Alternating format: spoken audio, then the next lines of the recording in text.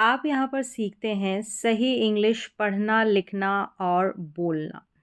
पढ़ने के लिए यहाँ पर मैंने प्रोनंसिएशन, उच्चारण के जो रूल है कंप्लीट यहाँ पर बताए हैं, चाहे वो वाउल्स के उच्चारण के नियम हो, स्वर के उच्चारण के नियम हो, या कॉन्सोनेंट के उच्चारण के नियम हो, या पेयर हो, कॉन्सोनेंट का पेयर हो या वाउल्स का पेयर हो। लिखने के लिए भी वही तरीका है, किस तरीके से इंग्लिश को लिखा जाए। अगर पढ़ना आएगा तो लिखना भी आएगा।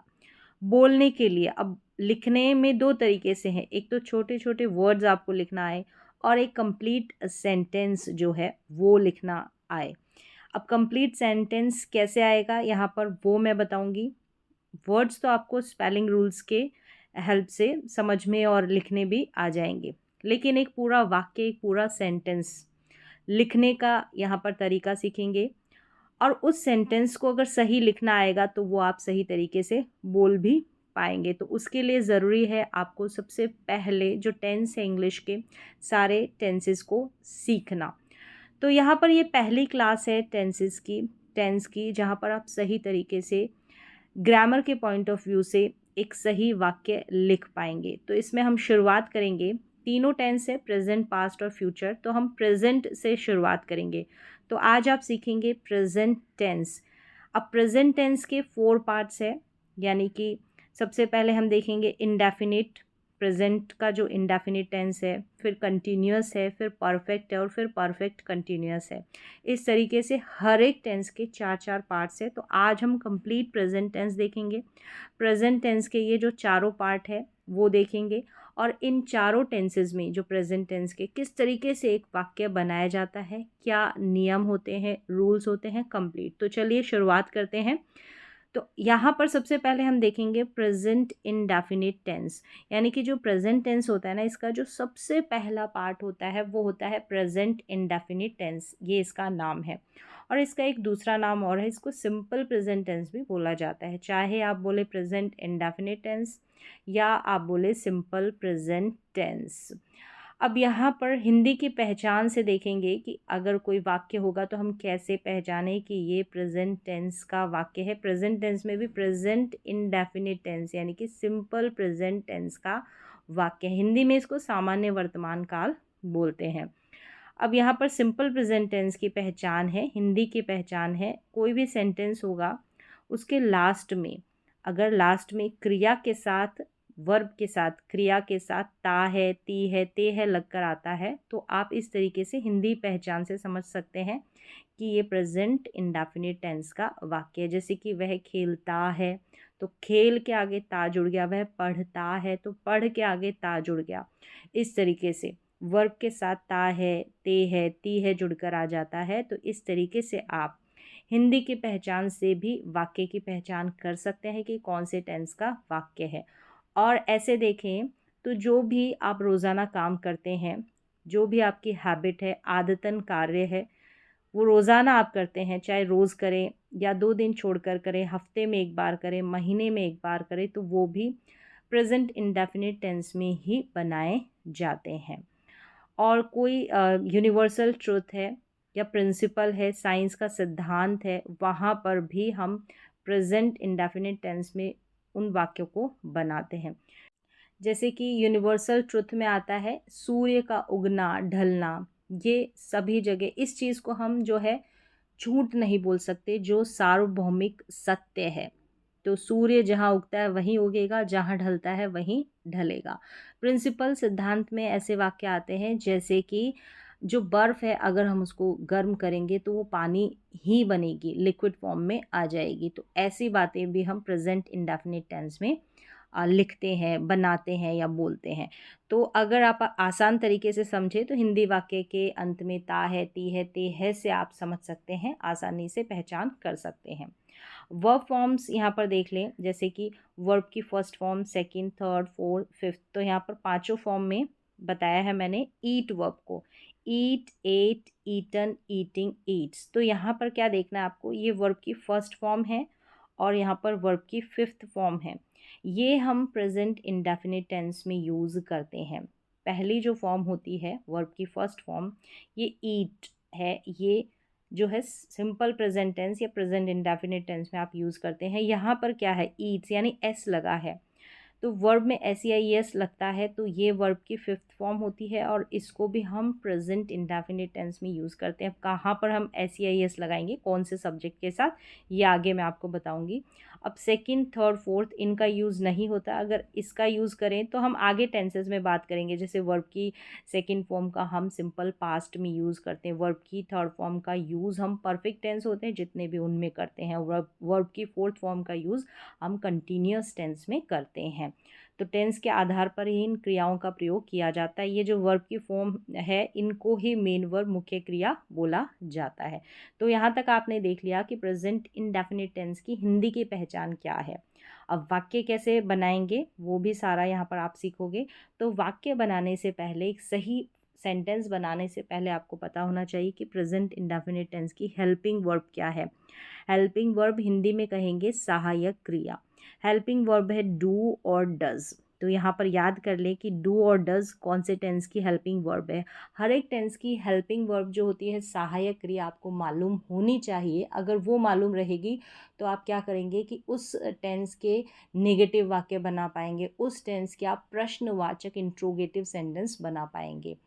तो देखिए यहाँ पर, अब यहाँ पर दो हेल्पिंग वर्ब है, तो हमको कैसे पता कि इनका हम कहाँ कहाँ पर यूज़ करें। तो इसके बाद आपको याद करना है, अगर सब्जेक्ट ही, शी, इट और नेम, नेम का मतलब यहाँ पर सिंगुलर सब्जेक्ट, कोई भी एक वचन करता है, एक वचन नाम, नॉन लिविंग थिंग भी हो सकती है, लिविंग थिंग भी हो सकती है, लेकिन सिंगुलर सब्जेक्ट है तो वहाँ पर इन सभी के साथ हम डज हेल्पिंग वर्ब का प्रयोग करेंगे। याद कर लें कि ही, शी, इट, ये जो करता है, ये जो प्रोनाउन है ही, शी, इट और सिंगुलर सब्जेक्ट, कितने भी सिंगुलर सब्जेक्ट है उन सभी के साथ डज हेल्पिंग वर्ब का यूज़ करते हैं। अब ये जो हेल्पिंग वर्ब होती है वो नकारात्मक वाक्य बनाने के लिए प्रयोग की जाती है, नेगेटिव सेंटेंस और प्रश्नवाचक वाक्य बनाने के लिए हर टेंस में। लेकिन ये जो हेल्पिंग वर्ब है, ये डू और डज है, ये प्रेजेंट इंडेफिनिट टेंस की हेल्पिंग वर्ब है। जब हम प्रेजेंट कंटिन्यूस टेंस में जाएंगे तो उसकी अलग हेल्पिंग वर्ब होगी, उसकी अलग सहायक क्रिया होगी। अब ये भी आगे मैं बताऊंगी कि कहाँ पर आप हेल्पिंग वर्ब का यूज़ करेंगे, कहाँ पर आप जो है मेन वर्ब का यूज़ करेंगे, सब्जेक्ट का यूज़ कहाँ पर करेंगे, ये भी आप कंप्लीट सीखेंगे। ये सारी बातें आपको पता रहेगी तो आप सही वाक्य बना पाएंगे और सही इंग्लिश को बोल पाएंगे। नेक्स्ट, हम यहाँ तक आपने देख लिया कि डज हेल्पिंग वर्ब का कौन कौन से सब्जेक्ट के साथ यूज़ होता है, इसको आप याद कर ले। अब डू हेल्पिंग वर्ब का अगर सब्जेक्ट आई, वी, यू, दे और प्लूरल यहाँ पर लिख ले, अगर प्लूरल सब्जेक्ट होगा, सिंगुलर में तो हमने देख लिया डज का यूज़ होगा, अगर प्लूरल सब्जेक्ट होगा तो डू का यूज़ होगा, बहुवचन करता हो सकता है। आई, वी, यू, दे, इन सभी सब्जेक्ट के साथ भी हम डू हेल्पिंग वर्ब का यूज़ करेंगे। आई के साथ भी आप डू का यूज़ करेंगे। इसके बाद में आप देखेंगे कि एस या ई एस अगर वर्ब आएगी तो उसमें एस या ई एस कौन से सब्जेक्ट के साथ लगेगी। मतलब जब हम वर्ब में एस या ई एस लगाएंगे तो इसके लिए हमको याद करना रहेगा सब्जेक्ट। अगर सब्जेक्ट जैसे ही हो गया, शी हो गया या इट हो गया और सिंगुलर नेम, सिंगुलर सब्जेक्ट हो गया, तो इनके साथ अगर वर्ब आएगी इनके साथ, लेकिन वाक्य जो होगा सकारात्मक होगा, नेगेटिव नहीं रहेगा। सकारात्मक बोले तो इंग्लिश में एफर्मेटिव सेंटेंस, नेगेटिव में ये रूल फॉलो नहीं होगा। सिर्फ हम एफर्मेटिव सकारात्मक वाक्य बनाएंगे, पॉजिटिव सेंटेंस बनाएंगे तो ये एस या ई एस, वर्ब में एस या ई एस वाला जो फंडा है वो काम करेगा। और सब्जेक्ट रहेंगे ही, शी, इट और सिंगुलर सब्जेक्ट, तो हम वर्ब के साथ एस या ई एस लगाएंगे अगर सेंटेंस सकारात्मक रहेगा। याद रखें नेगेटिव में नहीं यूज़ होगा।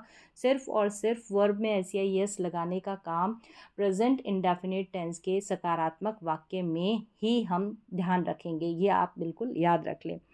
अब कॉन्ट्रैक्शन देख लें, क्योंकि जब हम डू नॉट, डज नॉट लिखते हैं तो इसको शॉर्ट फॉर्म में भी लिख सकते हैं, बोल सकते हैं। डू नॉट को डोंट और डज नॉट को डजंट, डोंट और डजंट ये शॉर्ट फॉर्म है, कॉन्ट्रैक्शन है डू नॉट और डज नॉट का। चलिए अब इसके आगे आपने जो बेसिक इन्फॉर्मेशन थी वो आपने ले ली कि हेल्पिंग वर्ब क्या है, प्रेजेंट इंडेफिनिट टेंस की डू और डज है, और यहाँ पर मेन वर्ब की फर्स्ट फॉर्म का प्रयोग किया जाता है। याद रखें मेन वर्ब की फर्स्ट फॉर्म का, वर्ब की फिफ्थ फॉर्म का जहाँ पर एस या एस लगता है उसका भी यूज़ करते हैं। हम एफर्मेटिव सेंटेंस बनाएंगे जब हम प्रेजेंट इंडेफिनिट टेंस के और सब्जेक्ट होंगे ही, शी, इट और सिंगुलर सब्जेक्ट होंगे, तो हम वर्ब में SEIS लगाएंगे। चलिए, अब यहाँ से आपकी बेसिक इन्फॉर्मेशन कंप्लीट हो गई है। डू डज का प्रयोग कहाँ करेंगे ये भी मैंने बता दिया है। सब्जेक्ट के अनुसार ही आप डू लगाएंगे, सब्जेक्ट के अनुसार ही आप डज लगाएंगे। अब देखिए यहाँ पर सेंटेंस हम बनाते हैं एफर्मेटिव, नेगेटिव, इंट्रोगेटिव, और ये भी इंट्रोगेटिव है। मतलब बेसिक देखें तो 3 तरीके के वाक्य होंगे। सबसे पहले सकारात्मक वाक्य, जिसको एफर्मेटिव सेंटेंस भी बोलते हैं, पॉजिटिव सेंटेंस भी बोलते हैं, जिसमें क्या होता है कि नहीं, नॉट का प्रयोग नहीं होता, वो होते हैं सकारात्मक वाक्य। और नेगेटिव यानी कि नकारात्मक वाक्य। नकारात्मक वाक्य कौन से होते हैं? जहाँ पर नॉट का प्रयोग होता है, नहीं का प्रयोग होता है। इंट्रोगेटिव सेंटेंस होते हैं प्रश्नवाचक वाक्य। यहाँ पर 2 तरीके के हैं। देखिए, ये जो इंट्रोगेटिव सेंटेंस होंगे, एक जो होंगे हेल्पिंग वर्ब से शुरुआत होगी जिनकी, और एक जो होंगे जहाँ पर WH फैमिली से शुरुआत होगी। अब हेल्पिंग वर्ब से शुरुआत होगी, अब ये आपको पता चल गया है कि हेल्पिंग वर्ब कौन सी, डू या डज। यानी कि हम प्रेजेंट इंडेफिनिट टेंस की बात करें तो इसके हेल्पिंग वर्ब डू और डज है, तो या तो डू और डज से शुरू होगा प्रश्नवाचक वाक्य, जो हम बोलेंगे हेल्पिंग वर्ब वाला प्रश्नवाचक वाक्य। दूसरा जो है WH फैमिली, जैसे व्हाट, वेयर, व्हेन, ये जो WH वर्ड होते हैं ये शुरू में आ जाएंगे, तो ये WH फैमिली वाले प्रश्नवाचक वाक्य होंगे। तो चलिए, अब यहाँ पर सेंटेंस देखेंगे। जैसे कि मैं पढ़ता हूँ, तो आपने देखा यहाँ पर नहीं का प्रयोग नहीं हुआ है, यानी ये सकारात्मक वाक्य है, एफर्मेटिव सेंटेंस है, पॉजिटिव सेंटेंस है। तो यहाँ पर मैं पढ़ता हूँ, तो सिंपल सा आपको ये फॉर्मूला कि सबसे पहले सब्जेक्ट लिखना है कि आई हो गया, मैं मतलब आई, फिर वर्ब की फर्स्ट फॉर्म, यहाँ वी लिखा है तो ये वर्ब की फर्स्ट फॉर्म है, वर्ब की फर्स्ट फॉर्म का ही यूज़ होता है। तो रीड है, अब रीड में हमने रीड्स एस नहीं लगाया है, ध्यान रखिए, क्योंकि आई के साथ जो वर्ब आएगी उसमें SEIS नहीं लगता है। फिर अगर ऑब्जेक्ट होगा तो ऑब्जेक्ट लिख देंगे। मैं पढ़ता हूँ, आई रीड। हिंदी में आपने पहचाना, मैं पढ़ता हूँ, ता हूँ से वाक्य की एंडिंग हुई है, तो इस तरीके से भी आप पहचान सकते हैं। अब इसी का नेगेटिव सेंटेंस बनेगा कि मैं नहीं पढ़ता हूँ, तो सब्जेक्ट लिखेंगे, सब्जेक्ट लिखेंगे। अब नहीं पढ़ता हूँ, जैसे मैंने बोला कि नहीं वाले जो सेंटेंसेस बनाएंगे वहाँ पर हमको जो है हेल्पिंग वर्ब का सहारा लेना पड़ेगा, जो सहायक क्रिया है। तो यहाँ पर आपको पता चल गई डू और डज हेल्पिंग वर्ब है इस टेंस की, प्रेजेंट इंडेफिनिट टेंस की। अब सब्जेक्ट यहाँ पर देखेंगे कि आई है, तो हम डू का यूज़ करेंगे या डज का यूज़ करेंगे। शुरुआत में मैंने आपको बता दिया, तो उसको आप याद कर ले, लिख लें। तो आई के साथ हम डू का प्रयोग करेंगे, डू हेल्पिंग वर्ब का, और उसके बाद में नॉट लगा देंगे, आई डू नॉट। यहाँ पर ये स्ट्रक्चर लिखा है, इस तरीके से भी आप सीधा सा आप सेंटेंस के थ्रू भी समझ सकते हैं कि आई के बाद में डू नॉट लगेगा या डज नॉट। यहाँ पर डू लगाया है क्योंकि आई सब्जेक्ट, और आई के साथ हम ग्रामर के अनुसार डू का यूज़ करते हैं। I do not read, I do not read यहाँ पर वर्ब की फर्स्ट फॉर्म है। अब जब भी डू नॉट, डज नॉट हम लिखेंगे तो वर्ब में SEIS नहीं लगाएंगे, ध्यान रखें। सिर्फ हम प्रेजेंट इंडेफिनिट टेंस के जब हम पॉजिटिव सेंटेंस बनाते हैं बिना नॉट वाले, बिना प्रश्नवाचक, तो वहाँ पर हम वर्ब में SEIS का ख्याल रखते हैं, बाकी कहीं पर भी नहीं। अब देखिए प्रश्नवाचक वाक्य, सबसे पहले हम देख लेते हैं। यहाँ पर हेल्पिंग वर्ब वाला जो होगा ना, वो क्या से शुरू होगा, शुरुआत उसकी क्या से होगी। देखिए यहाँ पर क्या लिखा है, क्या मैं पढ़ता हूँ। अब ये सभी में क्या से होगी, चाहे वो प्रेजेंट का हो, पास्ट का हो, सभी का हो, लेकिन यहाँ पर पहचानेंगे आप क्या मैं पढ़ता हूँ, ता हूँ से आपने पहचाना कि ये प्रेजेंट इंडेफिनिट टेंस का वाक्य है, प्रश्नवाचक वाक्य है, और शुरुआत में क्या है, यानी कि ये हेल्पिंग वर्ब वाला है। अब हम डू लिखेंगे या डज लिखेंगे, शुरू में हमको हेल्पिंग वर्ब लिखनी है। तो हम देखेंगे सब्जेक्ट कौन सा है। सब्जेक्ट यहाँ पर देखा कि मैं, यानी कि आई सब्जेक्ट है, तो आई के साथ डू का प्रयोग होता है या डज का, तो आई के साथ मैंने यहाँ पर बताया डू का प्रयोग होता है। तो शुरुआत हम डू से करेंगे। डू के तुरंत बाद आपको सब्जेक्ट लिखना है, हेल्पिंग वर्ब के बाद में सब्जेक्ट। देखिए यहाँ पर स्ट्रक्चर में भी दे रखा है ये एस, यानी कि सब्जेक्ट, डू आई, फिर यहाँ पर जो भी वर्ब की फॉर्म लगेगी तो वर्ब की फर्स्ट फॉर्म लगेगी, ध्यान रखें, वर्ब की फर्स्ट फॉर्म लगेगी। यहाँ पर भी वर्ब की फर्स्ट फॉर्म, और यहाँ पर भी, इसमें भी ये सकारात्मक वाक्य है ना, प्रेजेंट इंडेफिनिट टेंस का, यहाँ पर वर्ब की फर्स्ट फॉर्म भी लगेगी, और अगर सब्जेक्ट ही, शी, इट और सिंगुलर होगा तो SEIS भी लगेगी। इन तीनों में SEIS का फंडा काम नहीं करेगा। तो आई डू आई रीड, ये हो गया, डू आई रीड प्रश्नवाचक वाक्य है, और डू से शुरू हो रहा है तो हेल्पिंग वर्ब वाला है, क्या से शुरू हिंदी में हो रहा है। अब देखें मैं कब पढ़ता हूँ, कब, क्यों, क्या, कैसे, ये बीच में आ जाए, मतलब सब्जेक्ट के बाद में बीच में आ जाए, तो ये WH फैमिली वाला WH फैमिली वाला इंट्रोगेटिव सेंटेंस कहलाएगा। मैं कब पढ़ता हूँ, तो हम कब की अंग्रेजी शुरुआत में लिखेंगे, यानी कि WH वर्ड शुरू में लिखेंगे, तो वैन के तुरंत बाद हम सब्जेक्ट नहीं लिखेंगे, डू लिखना, आपको हमेशा ध्यान रखना है, वैन आई नहीं। तो वैन के बाद में जो है हम हेल्पिंग वर्ब सहायक क्रिया लिखेंगे। तो डू का यूज़ हुआ है आई के अनुसार, यहाँ पर डज भी लग सकता है अगर सब्जेक्ट चेंज है तो। वैन डू आई, फिर मेन वर्ब आ जाएगी read, when do I read. तो इस तरीके से स्ट्रक्चर याद रखें, WH वर्ड, फिर हेल्पिंग वर्ब, फिर मेन वर्ब। यहाँ पर हेल्पिंग वर्ब के बाद में प्लस सब्जेक्ट भी लिख लें, सब्जेक्ट रहेगा। सब्जेक्ट के बाद में हम मेन वर्ब का यूज़ करेंगे, सब्जेक्ट के बाद में मेन वर्ब का यूज़ करेंगे। चलिए, आप जो है सेंटेंस के थ्रू जो है स्ट्रक्चर समझ सकते हैं आसानी से। फिर यहाँ पर देखें, वह पढ़ता है, वह पढ़ता है। अब यहाँ पर वह सब्जेक्ट है, ही है, तो ही रीड्स। अगर ही, शी, इट और सिंगुलर सब्जेक्ट है तो वर्ब में एस या एस लग जाएगा। अगर पॉजिटिव सेंटेंस रहेगा तो ही रीड्स, यहाँ पर ही रीड नहीं लिखेंगे, वह पढ़ता है। ता है से आपने पहचाना कि ये प्रेजेंट इंडेफिनिट टेंस का वाक्य है। वह नहीं पढ़ता है तो ही डज नॉट रीड। अब यहाँ पर देखेंगे डज नॉट लिखा है, क्योंकि डजंट ये कॉन्ट्रैक्शन है डज नॉट का, तो डजंट या डज नॉट।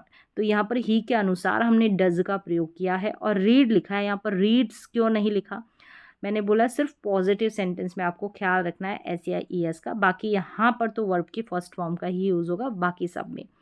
क्या वह पढ़ता है, तो क्या से शुरुआत है, मतलब कि हेल्पिंग वर्ब वाला सेंटेंस है। वह है तो डज से शुरू करेंगे, क्योंकि ही के साथ डज हेल्पिंग वर्ब का प्रयोग होता है, तो डज ही, फिर रीड। यहाँ पर भी रीड्स नहीं लिखेंगे, यहाँ पर सिर्फ रीड आ जाएगा। वह कब पढ़ता है, कब बीच में आ रहा है, यानी कि WH फैमिली वर्ड का, तो ये WH फैमिली वर्ड वाला ही ये इंट्रोगेटिव सेंटेंस है। यहाँ पर प्रश्नवाचक वाक्य है तो क्वेश्चन मार्क लगाएंगे, फुल स्टॉप नहीं लगाएंगे। वैन आ गया, फिर हेल्पिंग वर्ब डज, फिर सब्जेक्ट और फिर main verb, van does he read. तो आप देख लें, इस तरीके से वाक्य बनाया जाएगा, यही स्ट्रक्चर रहेगा, आगे पीछे नहीं कर सकते आप डू डज को या मेन वर्ब को। यही एकदम सही तरीका है वाक्यों को बनाने का। एक बार आपको स्ट्रक्चर का ख्याल रखना है, फिर सभी में यही स्ट्रक्चर चलेगा, सारे टेंसेज में हेल्पिंग वर्ब बदल जाएगी या मेन वर्ब बदल जाएगी, लेकिन पैटर्न यही रहेगा, आपने अगर एक बार पैटर्न सीख लिया तो।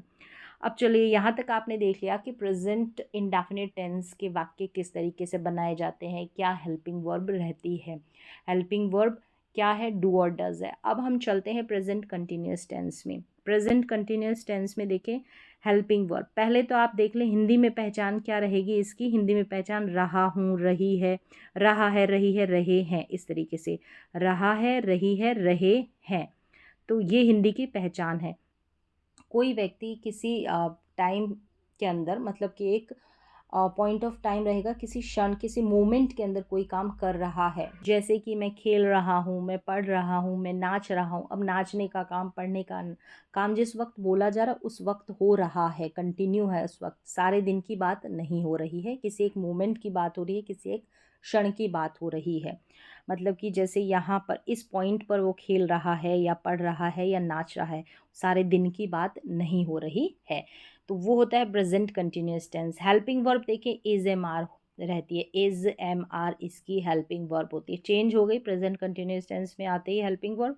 मेन वर्ब, यहाँ पर मेन वर्ब यानी हेल्पिंग वर्ब है तो एक मुख्य क्रिया भी लगेगी, मेन वर्ब भी लगेगी, वर्ब की फोर्थ फॉर्म है, यानी जो आईएनजी वाली फॉर्म है जैसे कुकिंग, प्लेइंग, वॉचिंग, वो यहाँ पर ये प्रेजेंट कंटिन्यूस टेंस में काम आएगी।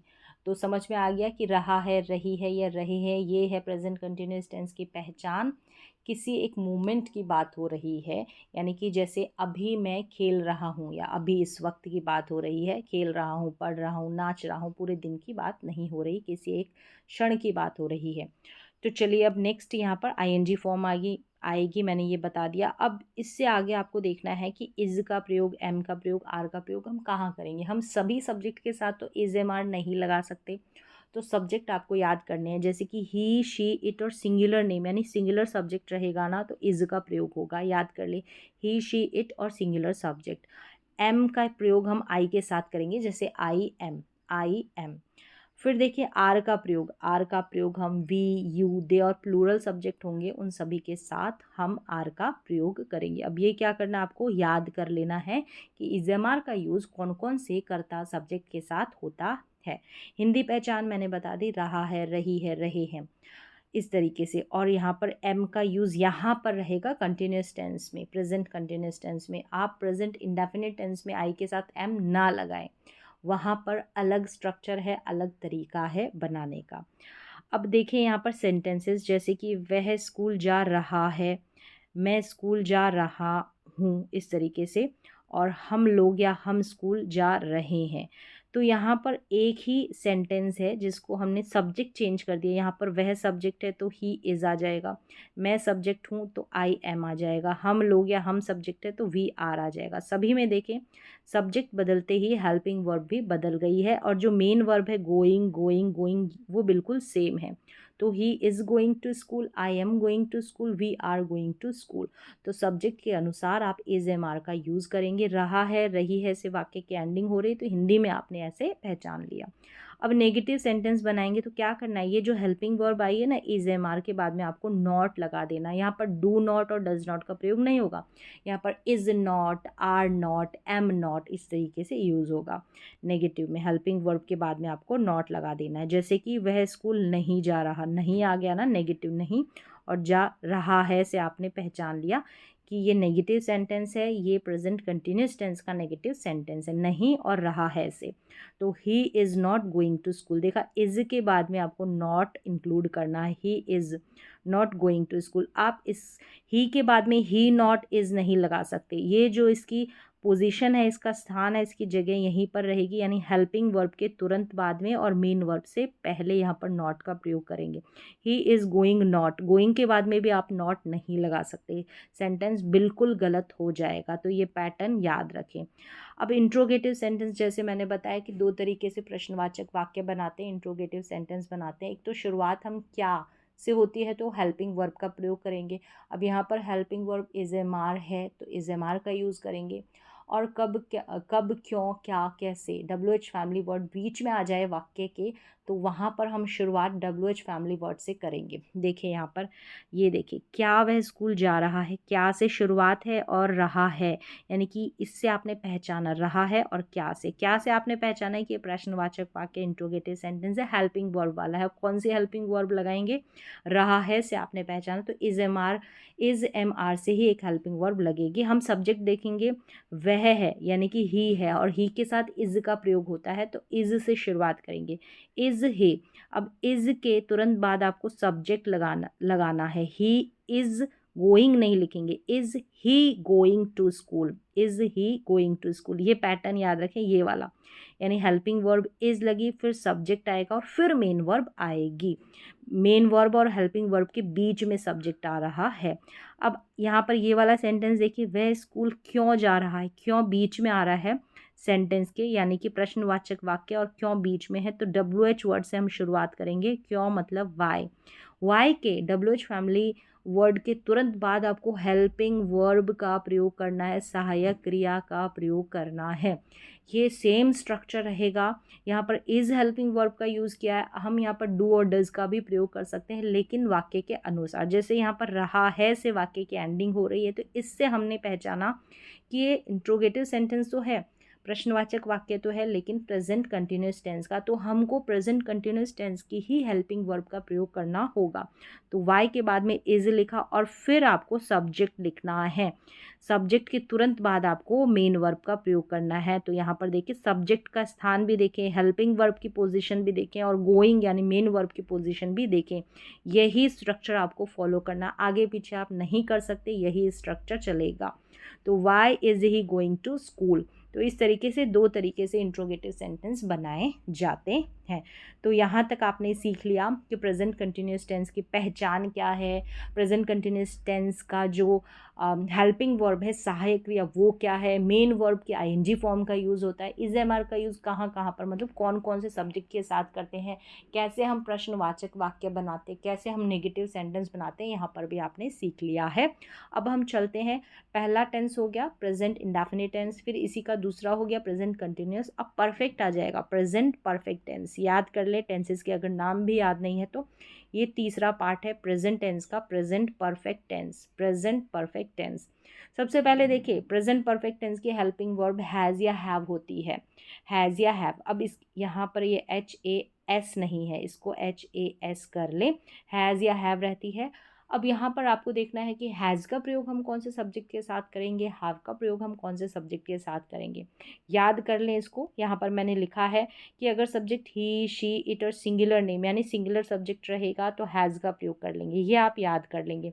हैव का प्रयोग करेंगे I have, we have, you have, they have, और प्लूरल सब्जेक्ट बहुवचनकर्ता के साथ भी आप हैव का प्रयोग करेंगे। अब यहाँ पर आपको याद करना बनता है कि हैज़ के साथ हम कौन से सब्जेक्ट लिखते हैं, हैव के साथ हम कौन से सब्जेक्ट लिखते हैं। एक बार याद करना पड़ेगा और बार बार प्रैक्टिस करेंगे तो याद हो जाएगा।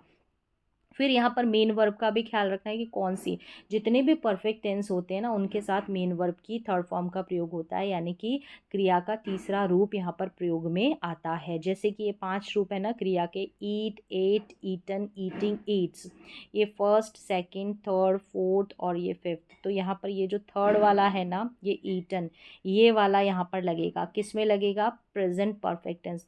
चाहे कोई सा भी परफेक्ट टेंस हो, प्रेजेंट हो, पास्ट हो, फ्यूचर हो, सभी में वर्ब की थर्ड फॉर्म का प्रयोग होता है। थर्ड फॉर्म का यूज़ होता है परफेक्ट टेंस के साथ, तो ये वाला हम वर्ब का फॉर्म का यूज़ करेंगे। हिंदी के पहचान यहाँ पर देख लें, चुका है, चुकी है, चुके हैं, गया है, गई है, गए हैं, किया है, लिया है, दिया है। इस तरीके से आप हिंदी की पहचान से भी जो है वाक्य की पहचान कर सकते हैं। किसी ने कोई काम परफेक्टली डन कर लिया है तो प्रेजेंट परफेक्ट टेंस का प्रयोग करेंगे। अब सेंटेंसेस में आ जाएं, जैसे कि वह खाना खा चुका है, चुका है से आपने पहचान लिया। अब यहाँ पर चुका था रहता तो वो पास्ट का परफेक्ट टेंस होता। यहाँ पर ही हैज़ ईटन फूड, देखिए हैज़ आ गया, ईटन यहाँ पर थर्ड फॉर्म, यहाँ पर तीसरा रूप है। तो वर्ब की फॉर्म जो है वो भी आपको याद रहनी चाहिए। उसने खाना नहीं खाया है, नहीं यानी कि नेगेटिव है। देखिए मेन वर्ब, ये जो हेल्पिंग वर्ब और मेन वर्ब ना, इसके बीच में नॉट का प्रयोग करते हैं। अभी तक हमने इज एम आर में भी देखा, वहाँ पर भी मेन वर्ब जो है और जो हेल्पिंग वर्ब और मेन वर्ब उसके बीच में नॉट की पोजीशन रहती है। तो यही पोजीशन, यही प्लेस और यही स्थान रहेगा, आप इसको आगे पीछे नहीं कर सकते। तो he has not eaten food, उसने खाना नहीं खाया है। नेगेटिव बन गया, आपने पॉजिटिव देख लिया, ही हैज़ ईटन फूड और he has not eaten food. अब आगे देखिए प्रश्नवाचक क्या से शुरू हो रहा है और यहाँ पर कब बीच में आ रहा है। क्या से शुरू हो रहा है मतलब कि हेल्पिंग वर्ब से हम शुरुआत करेंगे। क्या उसने खाना खाया है या खा लिया है, खाया है। और प्रश्नवाचक चिन्ह से आपने पहचाना है कि प्रश्नवाचक वाक्य है, लेकिन किसका है, यहाँ खाया है से ही आपने पहचाना है कि प्रेजेंट का परफेक्ट टेंस है। शुरू में क्या लगा है तो हेल्पिंग वर्ब वाला है, उसने यानी कि ही के साथ हम हैज़ का प्रयोग करते हैं तो हैज़ लिखेंगे। यहाँ पर हैज़ हमने सब्जेक्ट के अनुसार लिखा है, हैज़ ही, फिर ईटन फूड। तो यहाँ पर देखिए हैज़ लगेगा, उसके बाद में आपको सब्जेक्ट लिखना है। यही स्ट्रक्चर फॉलो करना आपको सभी टेंसेज में अभी तक हमने देखा और आगे भी आपको ये स्ट्रक्चर ध्यान रखना है, पैटर्न ध्यान रखना है। हैज़ ही ईटन, ईटन यहाँ पर थर्ड फॉर्म है यानी कि मुख्य क्रिया है, main verb. He has he eaten food, has he eaten food, इस तरीके से। फिर यहाँ पर देखिए उसने खाना कब खाया, कब, क्यों, क्या, कैसे बीच में रहेंगे तो WH फैमिली वाला है word. Interrogative sentence WH family word पहले लिखेंगे, यानी कि कब, यानी कि वैन के तुरंत बाद हमको हेल्पिंग वर्ब लिखनी है। हम इसके बाद में अगर सब्जेक्ट लिख देंगे, मेन वर्ब लिख देंगे तो हमारा स्ट्रक्चर बिल्कुल वाक्य जो है गलत हो जाएगा। हमने हैज़ लिखा, सब्जेक्ट के अनुसार ही सब्जेक्ट है इसलिए हमने हैज़ लिखा। When has he eaten food, यहाँ पर देखें ये स्ट्रक्चर ही फॉलो करना है। WH फैमिली के बाद में हेल्पिंग वर्ब, फिर सब्जेक्ट और फिर मेन वर्ब, ये स्ट्रक्चर ध्यान रखना है। तो इस तरीके से आप और भी ढेरों सेंटेंसेस की प्रैक्टिस कर सकते हैं पहचान के अनुसार। चलिए यहाँ तक आपको समझ में आ गया होगा, एक दो बार आप देखेंगे तो समझ में आ जाएगा। बहुत ही इजी वे से यहाँ पर मैंने समझाया। अब चौथा जो पार्ट है यानी कि प्रेजेंट टेंस है ना, उसका चौथा प्रेजेंट परफेक्ट कंटिन्यूस टेंस, ये चौथे पार्ट का नाम है प्रेजेंट परफेक्ट कंटिन्यूस टेंस। तो 4 कंप्लीट यहाँ पर टेंस हो जाएंगे। अब इसकी देखिए हेल्पिंग वर्ब हैज़ बीन और हैव बीन, यहाँ पर बीन साथ में आ रहा है, हैज़ बीन और हैव बीन। मेन वर्ब यानी कि वर्ब की फोर्थ फॉर्म यानी आईएनजी वाली जो फॉर्म है ना, वो मुख्य क्रिया का यूज़ होगा। और एक और है कि समय और टाइम का जिक्र रहेगा तो वहाँ पर हम सिंस और फॉर का यूज़ करेंगे। अब यहाँ पर सिंस और फॉर का भी आपको ध्यान रखना है। अगर जो समय है ना वो निश्चित रहेगा तो वहाँ पर सिंस का यूज़ करेंगे। अगर अनिश्चित रहेगा तो फॉर का यूज़ करेंगे, ऐसा ध्यान रखना आपको। अब ये जैसे जैसे प्रैक्टिस करेंगे तो आपको और अधिक समझ में आ जाएगा। सेंटेंस देखें, यहाँ पर समय यानी सुबह से, कब से, सुबह से, शाम से, 4 साल से, 2 साल से, कोई ईयर दे रखी है 2000 से, 1998 से, ऐसे। तो वहाँ पर हम जो है ये जो प्रेजेंट परफेक्ट कंटिन्यूस टेंस है इसका यूज़ करेंगे। अब ये सभी में होते हैं, अभी हम प्रेजेंट की बात करें, पास्ट का भी परफेक्ट कंटिन्यूस टेंस रहता है। हम अभी प्रेजेंट की बात करें तो प्रेजेंट परफेक्ट कंटिन्यूस टेंस पे आ जाए। वह सुबह से खाना खा रहा है, कब से, सुबह से, तो यहाँ पर समय दिया है, खाना खा रहा है, वह खाना खा रहा है। तो अब यहाँ पर ध्यान रखें कि हैज़ और हैव का यूज़ तो मैंने पहले ही बता दिया है कि कौन से सब्जेक्ट के साथ करेंगे, ये आपको याद कर लेना है। तो ही सब्जेक्ट है इसलिए हैज़ लिखा है। He has been eating food, अब कब से, सिंस मॉर्निंग। फिक्स्ड टाइम है, निश्चित समय है तो सिंस लगाया है। हम यहाँ पर फॉर भी लगा सकते हैं अगर निश्चित समय नहीं रहता तो। He has been eating food, eating verb में आईएनजी वाली जो वर्ब है ना, यानी कि वर्ब की फोर्थ फॉर्म है, उसका यूज़ किया है। He has been eating food, कब से, सिंस मॉर्निंग। फिर देखिए नेगेटिव सेंटेंस बनेगा तो यहाँ पर ये जो है ना हैज़ के तुरंत बाद में आपको लिख देना है और फिर बीन और फिर ईटिंग। ये देख ले पोजीशन कहाँ पर है नॉट की। He has not been eating food since morning, नहीं खा रहा है सुबह से खाना, तो ये नेगेटिव बन गया। अब यहाँ पर प्रश्नवाचक बनाएंगे तो हैज़ से शुरू करेंगे दो तरीके से, या वाई से शुरू करेंगे। वाई की जगह व्हाट, वेयर, व्हेन ये भी हो सकता है। ठीक है, अब हैज़ से शुरू किया है तो हेल्पिंग वर्ब वाला, ये इंट्रोगेटिव वाला हेल्पिंग वर्ब वाला इंट्रोगेटिव सेंटेंस है। हैज़ यानी हेल्पिंग वर्ब से शुरू किया है। अगर WH फैमिली से शुरू किया है तो WH फैमिली वाला इंट्रोगेटिव सेंटेंस है। दो तरीके से बनाते हैं, मैंने शुरू में ही बता दिया। तो हैज़ के बाद में हमको ही लगाना है, हैज़ के बाद में ही। Has he been eating food since morning, बाकी सेम है। प्रश्नवाचक वाक्य है तो क्वेश्चन मार्क लगेगा लास्ट में। हैज़ ही यानी हैज़ के बाद में हमको सब्जेक्ट लिखना है, फिर बीन और ईटिंग लिखना है। पोजीशन देख ले, स्थान देख ले, has he been eating food since morning. अब यहाँ पर भी हमको ऐसे ही करना है। वाई लिखना है कि वह सुबह से खाना क्यों खा रहा है, तो वाई हैज़ ही, देखा वाई, फिर यहाँ पर ये जो हेल्पिंग वर्ब है, ये हैज़ और बीन है, दो है, तो इनको ब्रेक करके यानी हैज़ के बाद में हमको सब्जेक्ट लिखना है। हमको हैज़ बीन और फिर यहाँ पर ही नहीं लिखना है। पोजीशन और स्थान आप ध्यान रखें। Why has he been eating food since morning. बाकी सब सेम है। यहाँ पर देखें कि हेल्पिंग वर्ब के बाद में सब्जेक्ट आ रहा है, फिर यहाँ पर देखिए हेल्पिंग वर्ब आ रही है हैज़, और फिर बाद में सब्जेक्ट और फिर बीन का यूज़ हो रहा है। तो ये पैटर्न आप ध्यान रखें। बस यहाँ पर क्या है कि ये जो प्रेजेंट परफेक्ट कंटिन्यूअस टेंस है, इसको फिर से मैं रिपीट कर दूं कि हेल्पिंग वर्ब हैज़ बीन और हैव बीन रहती है। हैज़ बीन और हैव बीन रहती है। अगर दो हेल्पिंग वर्ब है ना किसी भी टेंस की, तो अगर नेगेटिव बनाते हैं तो पहली हेल्पिंग वर्ब के बाद में आपको नॉट लगाना पड़ता है, ये ध्यान रखना है। और मेन वर्ब जो है वर्ब की फोर्थ फॉर्म यानी आईएनजी वाली फॉर्म रहेगी। यहाँ पर समय टाइम दिया गया रहता है। ये तीन इसकी पहचान है, ख्याल रखें। हिंदी में जो पहचान की बात करें तो कोई व्यक्ति किसी समय से किसी काम को करते आ रहा है, ये वाली हिंदी की पहचान हो रही है। सुबह से, शाम से, सुबह से, या 2 साल से, 3 साल से, जो भी है समय रहता है, समय का जिक्र रहता है। तो इस तरीके से यहाँ पर बहुत ही सिंपल तरीके से मैंने टेंसेस को समझाने की कोशिश की, क्योंकि पढ़ने के साथ साथ आपको सही वे में लिखना भी आना चाहिए। अगर इंग्लिश को आप पढ़ना सीख रहे हैं तो सही वे में लिखने का मतलब है वर्ड्स को लिखना मैंने बताया, लेकिन एक वाक्य को भी सही तरीके से लिखना आना चाहिए। यही पैटर्न सारे टेंसेस में फॉलो होंगे। तो वहाँ पर सिर्फ वर्ब का ख्याल रखना है और मेन वर्ब का, और हेल्पिंग वर्ब कौन कौन सी है, कौन से टेंस की, ये ध्यान रखना है। तो आज की इंग्लिश की रीडिंग की, प्रोनाउंसिएशन की, टेंसेस की क्लास में बस इतना ही। मिलते हैं अगली क्लास में।